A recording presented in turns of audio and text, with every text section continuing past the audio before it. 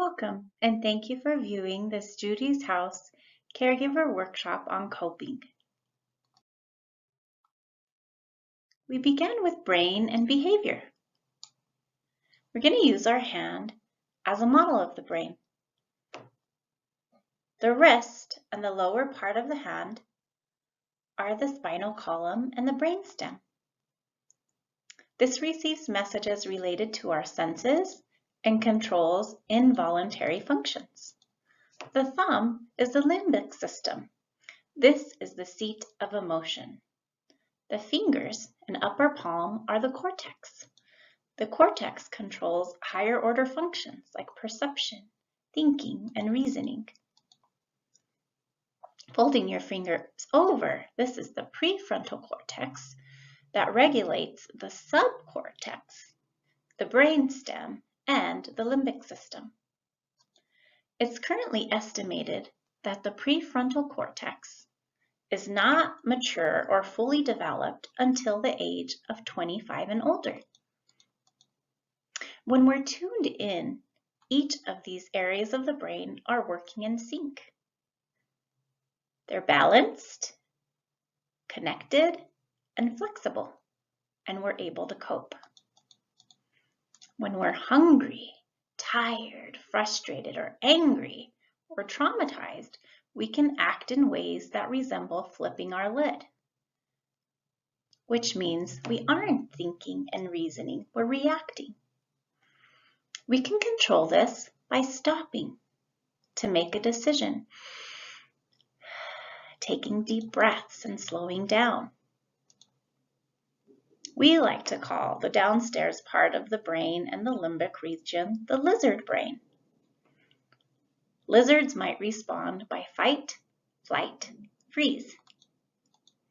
The upstairs part of the brain with the cerebral cortex and the prefrontal cortex are the wizard brain, where we're stopping, we're thinking, we're analyzing, we're making decisions. Developmentally, children have an unfinished upstairs. This is helpful in setting appropriate expectations and distinguishing between upstairs behaviors and downstairs behaviors. So how do we support children in making positive and autonomous decisions? By coping. We can model healthy coping for them and encourage them to practice healthy coping, like deep belly breathing, journaling, listening to music, going on a walk, talking to a friend. We want to invite you to practice the concept of a coping skills toolbox. There are lots of different ways to cope that can fall into any of these 4 categories.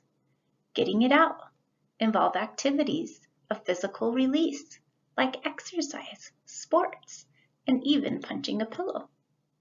Seeking comfort includes activities like guided imagery where you use your imagination to take you to a safe and happy place, or deep breathing, meditation, and prayer.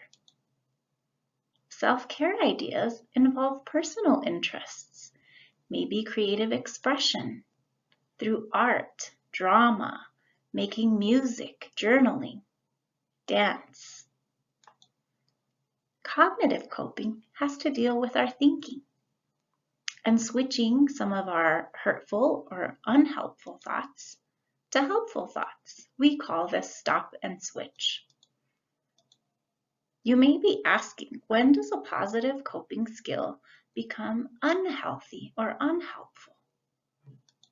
That would be any time it prohibits us from growing or engaging in our regular activities.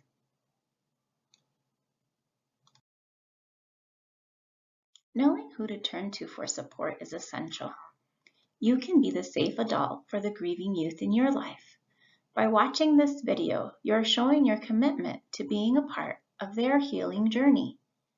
This is an activity where they can list their supports, both an adult and a person their own age, in each of these different categories. For adolescents, we know that they may be more willing to connect with peers than with adults.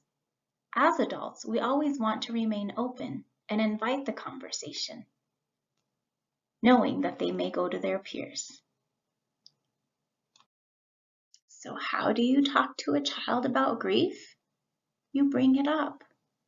It's tough, and it's easy to get stuck in patterns of responding, communicating, and interacting that allow for avoidance and isolation, or just ignoring it altogether.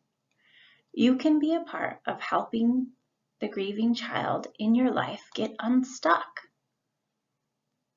You can bring up the topic through mentioning memories, talking about how you're doing, or leaving out a picture or a memento of the special person that died. Don't feel like you have to wait for them to mention it. And when they are ready to talk, listen more than you talk. Demonstrate that you understand rather than saying I understand. Your grief in small doses will not make their grief worse. You'll be modeling for them how to grieve in healthy ways. Even if they're not talking about it, they may be grieving. While sometimes it may feel like their grief is used as an excuse, kids and teens frequently tell us that their grief is more present when they are at their highest stress levels. If it comes up, talk about it. Children need support in addressing the task of grieving.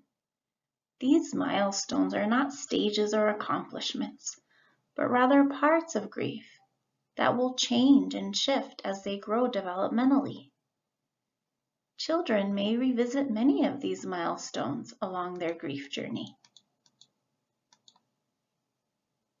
Some of these overarching needs include accepting the reality of the death and its permanence, allowing for diverse emotional, cognitive, and physical reactions to the loss, and adjusting to life without their special person who died in a way that allows for maintaining a meaningful connection to that person while moving forward in normal development. You can and do make a difference. See the individual. Acknowledge that each child comes with their own story and their own view of the world. Many factors may impact how a child might react or manage their grief. Acknowledge their loss. It is okay to ask questions. You're not going to be making it worse by asking how they're feeling. And when they respond, allow them to take the lead. And try not to be a fixer. Stay away from saying, I know how you feel. You can create safety by noticing possible triggers and try not to contribute to death avoidance. Recognize personal opportunities for grief expression and let the child decide who knows what about their grief stories. You can encourage healthy coping and provide assistance for everyday tasks like schoolwork, chores, hygiene. And you can acknowledge secondary losses. Maybe there was a move, and maybe there was a change in schools. Sometimes these are an easier way to express grief. Seek professional support when necessary, especially around issues of safety, and seek your own support. Foster real connection.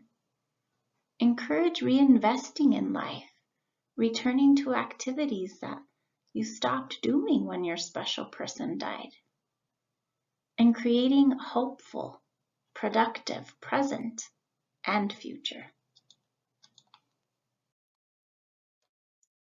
Thank you for taking some of your time to join this workshop.